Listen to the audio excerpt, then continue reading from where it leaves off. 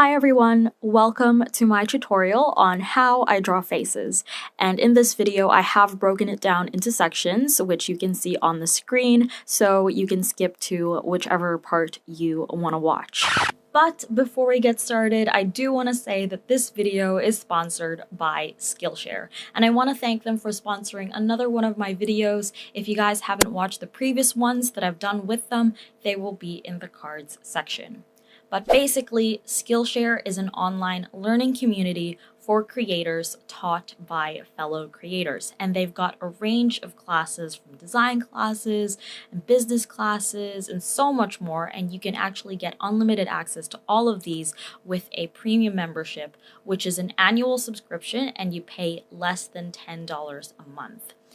What I actually love about this platform is that some of the teachers can provide a worksheet or a project or an assignment for you to do, and you can post it back on the platform and get feedback from the teacher as well as from people who are also watching the class. So I do think it's really good value for money, and it's a really great resource that I highly recommend.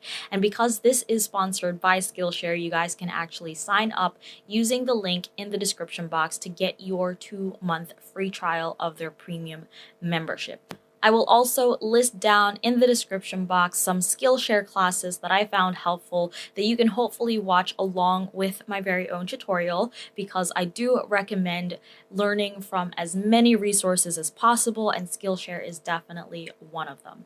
And once again, they are all in the description box, so please check them out. Now, moving on to the tutorial. Let's start with drawing the head. And I like to use two main shapes, the first one being the circle. And the size of the circle that we're going to draw pretty much defines the size of the head. So the smaller the circle, the smaller the head. And the bigger the circle, the bigger the head. And the next shape is the inverted triangle. And the height of this triangle actually defines the shape of the jaw that we want to draw. So for example, for a pointy jaw, we'll have to draw a tall triangle. However, a square jaw is a short triangle. And the next thing I like to take note of is the distance between the circle and the inverted triangle, because changing this distance can help us create a range of face shapes, such as an oval face shape, a square face shape, and a triangle face shape. And there are actually 3 main combinations that I like to use, which you can see on the screen, but for the demonstration I will be using the first combination and the most common one.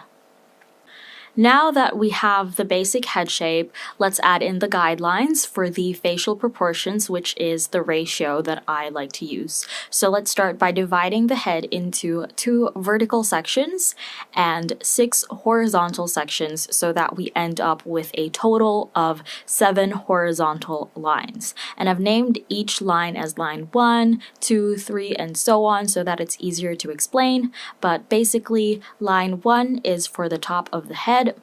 Line 2 is for the hairline. Line 3 is for the eyebrows. Line 4, which is the halfway point of the head, is for the eyes. Line 5 is for the nose. Line 6 is for the mouth. And lastly, line 7 is for the chin. Now that we have the guidelines, we can start adding in the facial features, starting with the eyes. When drawing the eyes, I like to start with a basic leaf shape on line 4. And the height of this shape can determine how big or how small the eyes we want to draw. I also like to take note of the outer point, because changing the placement of this, whether it's a little bit higher up or a little bit lower, it can give us a range of eye shapes, such as an almond eye shape or a downturned eye shape. And the next shape that we draw is the circle in the middle, which is the iris. And of course, when you move this to the left or to the right, it indicates the direction of the person's gaze. And then we also have an arch above the eye to indicate the eyelid or the crease of the eye. Now, the distance of this to the eye gives us a range of eye shapes once again. So for example, a monolid or deep set eyes. And also changing the angle of this can give us either upturned eyes or downturned eyes. And the last thing I like to take note of is the distance of the left eye to the right eye. Normally, this distance is another eye. However, you can draw the eyes closer together for close-set eyes or further apart for wide-set eyes. When drawing the eyebrows, I always draw it below line 3, and I start with a simple arch. Then I make one side thicker than the other. That's basically it. However, changing the height of this arch can either give us a nicely arched brow or a straight brow. When drawing the nose, I like to start with a circle just above line 5, and the size of this circle can give us a range of nose shapes. So for example, the smaller the circle, the pointier and narrow the nose usually is, whereas a bigger circle creates a wider and rounder nose. I then draw 2 arches for the nostrils, and the height and angle of this arch can also be changed for a bit of diversity.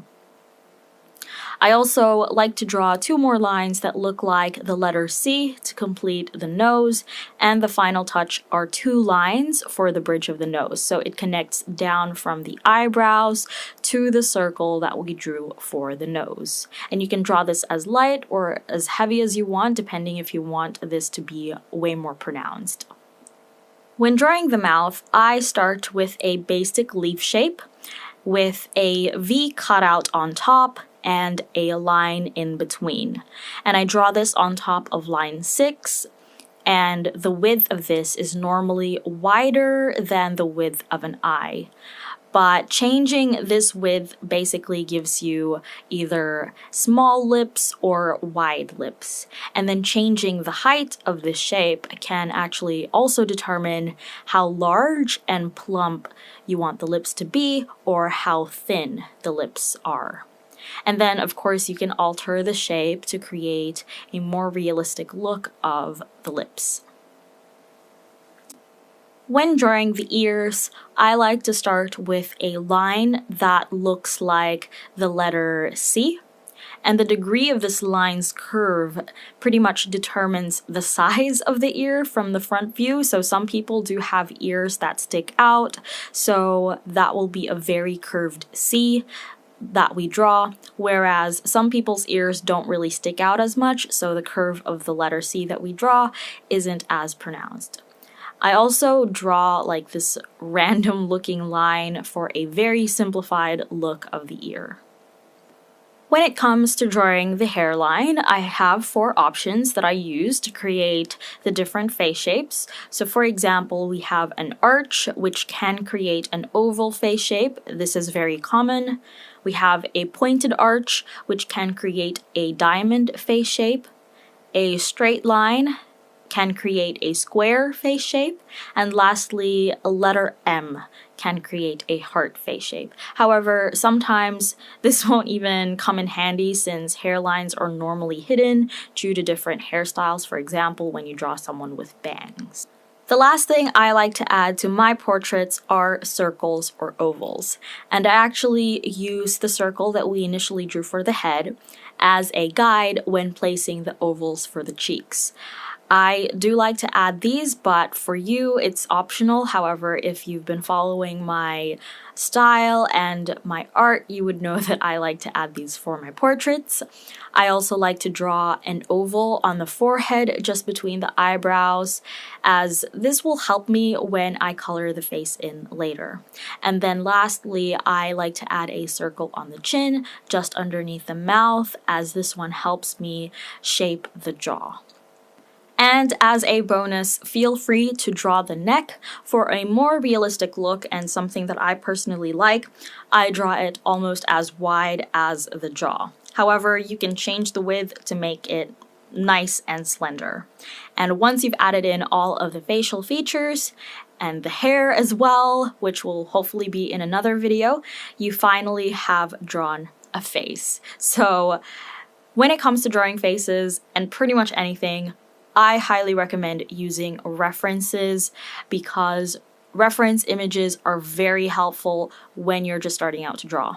And it also gives you an idea of the diversity in faces, face shapes, and facial proportions. So I do hope that you've got an idea of what the basics are and how you can change that up through this video. I also highly recommend practicing regularly to try out other combinations and pretty much to experiment with the guidelines that I've shown you in this video. There are honestly no rules. Anything that I've showed you in this video only serves as a guide. So technically, it is up to you whether or not you want to follow them. But I do hope that you have found this helpful. In the description box are some links to resources and an exercise sheet that I've also included. And lastly, of course, I hope that your main takeaway from this is to have fun, because that's the most important part of drawing. Have fun and enjoy the process. So if you like this video, and I hope that you did, if you found this helpful, and I also hope that you did, please give this video a thumbs up, leave a comment in the comment section down below of anything you'd like to see from me in the future, because I would like to bring this channel back to life. Subscribe if you haven't already for more content from me. Feel free to share this video as well. And thank you so much for watching, and I will see you in my next one.